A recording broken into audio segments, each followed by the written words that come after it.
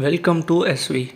இந்த வீடியோவில் நம்ம என்ன பார்க்க போகிறோன்னா, ஒரு ஸ்டாக்கை நம்ம எப்படி சூஸ் பண்ணுறதுன்றது தான் இந்த வீடியோவில் நம்ம பார்க்க போகிறோம். Let's get started. ஒரு ஸ்டாக்கை நம்ம எப்படி பிக் பண்ணணுன்னா, இதுக்கு 2 ஃபேமஸான மெத்தட்ஸ் இருக்குது. அதில் first one bottom to up approach, இன்னொன்று டாப் டு டவுன் அப்ரோச். இந்த 2 அப்ரோச்சஸ் தான் இருக்குது. இப்போ நம்ம ஸ்டாக் மார்க்கெட்டில் 1000க்கும் மேற்பட்ட ஸ்டாக்ஸ் இருக்குது. அதுலேருந்து நல்ல ஸ்டாக்ஸை எப்படி பிக் பண்ணுறதுன்றதுக்கு இந்த 2 மெத்தட்ஸும் ரொம்ப யூஸ்ஃபுல்லாக இருக்கும். இந்த விஷயத்தை தெரிஞ்சுக்கிறதுக்கு இன்றைக்கி இந்த வீடியோவில் இந்த 2 மெத்தட்ஸை பற்றி தான் டீட்டெயில்டாக நம்ம பார்க்க போகிறோம். ஃபஸ்ட் நம்ம டாப் டு பாட்டம் அப்ரோச் பற்றி தான் தெரிஞ்சுக்க போகிறோம். இந்த அப்ரோச்சில் நம்ம ஃபஸ்ட்டு ஒரு கண்ட்ரியோட எக்கானமி பற்றி தெரிஞ்சுக்கணும். இந்த கண்ட்ரியோட எக்கானமி பற்றி தெரிஞ்சுக்கிட்டால் தான் அந்த கண்ட்ரியில் நம்மளால் இன்வெஸ்ட் பண்ண முடியும்.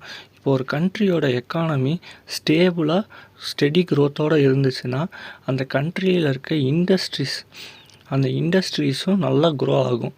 அதோட க்ரோத் பொட்டன்ஷியல் அந்த எக்கானமியை டிபெண்ட் பண்ணியும் இருக்குது.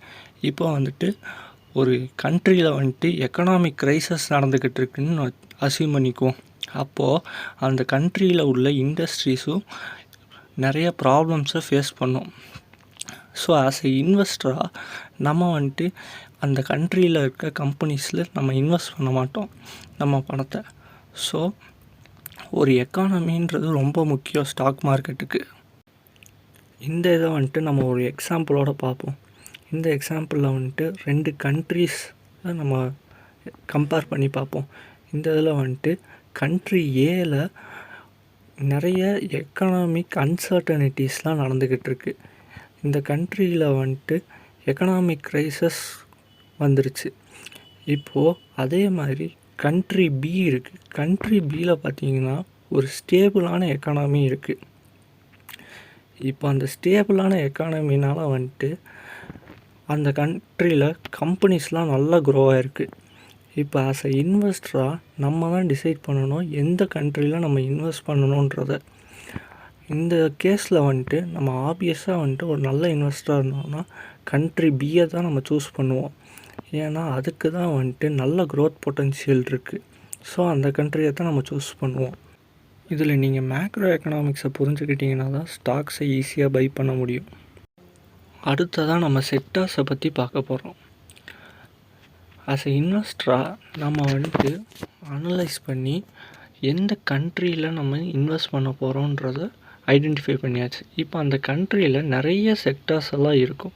அதில் எந்த செக்டார்ஸுக்கு அதிக க்ரோத் பொட்டன்ஷியல் இருக்குன்றத நம்ம வேரியஸ் அனலைசஸ் மூலிமா நம்ம ஐடென்டிஃபை பண்ணணும்.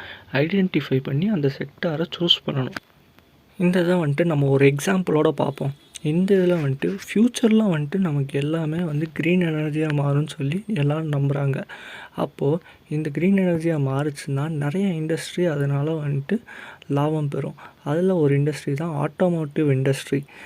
ஏன்னா இவி கார்ஸ், அதாவது எலக்ட்ரிக் வெஹிக்கிள்ஸ் தான் இனி நிறைய யூஸ் பண்ண ஆரம்பிப்பாங்க ஃப்யூச்சரில். அப்போ இந்த ஆட்டோமோட்டிவ் இண்டஸ்ட்ரிக்கு நல்ல க்ரோத் இருக்கும். அப்போ ஆஸ் எ இன்வெஸ்டராக நம்ம இந்த இவி செக்டாரில் ஃபோக்கஸ் பண்ணி நம்ம இந்த இன்வெஸ்ட்மெண்ட்ஸை பண்ணினோன்னா நமக்கு இதில் ஒரு நல்ல பெட்டர் ரிட்டர்ன்ஸ் கிடைக்கும். இப்படி தான் ஒரு செக்டாரை சூஸ் பண்ணுவாங்க. அடுத்ததாக நம்ம கம்பெனிஸை எப்படி சூஸ் பண்ணுறதுன்றதை பற்றி பார்ப்போம். இப்போ நம்ம எலக்ட்ரிக் வெஹிக்கிள் செக்டார்ஸில் தான் நம்ம இன்வெஸ்ட் பண்ணுறோன்னு அசியூம் பண்ணிக்குவோம். இப்போ இந்த எலக்ட்ரிக் வெஹிக்கிள் செக்டாரில் நிறைய கம்பெனிஸ் இருக்கும். இப்போ இந்த கம்பெனிஸ்லேருந்து எப்படி நம்ம ஒரு நல்ல ஸ்டாக்கை சூஸ் பண்ணணும்னா, ஆஸ் அ இன்வெஸ்டராக நம்ம இந்த கம்பெனிஸ் எல்லாத்தையுமே அனலைஸ் பண்ணணும். இந்த அனலைஸ் எப்படி பண்ணுவாங்கன்னா ஃபண்டமெண்டலாக எல்லா கம்பெனிஸ்லேயும் அனலைஸ் பண்ணுவாங்க. இந்த ஃபண்டமெண்டல் அனாலிசிஸில் 2 டைப்ஸ் இருக்குது. ஒன்று குவாலிட்டேட்டிவ் அனாலிசிஸ், இன்னொன்று குவான்டிடேட்டிவ் அனாலிசிஸ். இந்த 2 அனாலிசிஸும் பண்ணி எந்த கம்பெனி பெஸ்ட்டுன்னு சொல்லிவிட்டு கம்பேர் பண்ணி பார்ப்பாங்க. கம்பேர் பண்ணி இந்த கம்பெனிஸில் எந்த கம்பெனி பெஸ்ட்டுன்னு சொல்லி சூஸ் பண்ணுவாங்க. சூஸ் பண்ணி அந்த கம்பெனியில் தான் இன்வெஸ்ட் பண்ணுவாங்க. இப்படி தான் ஒரு கம்பெனியை ஐடென்டிஃபை பண்ணி அந்த கம்பெனியில் இன்வெஸ்டர்ஸ் இன்வெஸ்ட் பண்ணுவாங்க. அடுத்ததாக நம்ம பார்க்க போகிறது பாட்டம் டு டாப் அப்ரோச். இந்த அப்ரோச்சில் வந்துட்டு நம்ம ஃபஸ்ட்டு கம்பெனியை சூஸ் பண்ணிடுவோம். அந்த கம்பெனியை எப்படி சூஸ் பண்ணுறோன்னா, நம்ம டே டு டே யூஸ் பண்ணுற ப்ராடக்ட்ஸ் மூலியமாகவே வந்துட்டு அதுலேருந்து ஏதோ ஒரு கம்பெனியை சூஸ் பண்ணி அதை அனலைஸ் பண்ணலாம். அது மூலிமா ஒரு ஸ்டாக் நமக்கு கிடைக்கும். அந்த கம்பெனியை அடுத்து செக்டாரல் அனாலிசிஸ் பண்ணலாம். அந்த செக்டாரல் அனாலிசிஸ் எப்படின்னா, அந்த கம்பெனிக்கு இருக்க செக்டாருக்கு க்ரோத் பொட்டன்ஷியல் இருக்குமான்றதை அனலைஸ் பண்ணுவாங்க. அட் லாஸ்ட்டு தான் எக்கனாமிக் அனாலிசிஸ் பண்ணுவாங்க. இந்த 3 அனாலிசிஸையும் பண்ணி முடிச்சுட்டு தான் ஒரு ஸ்டாக்கை சூஸ் பண்ணுவாங்க.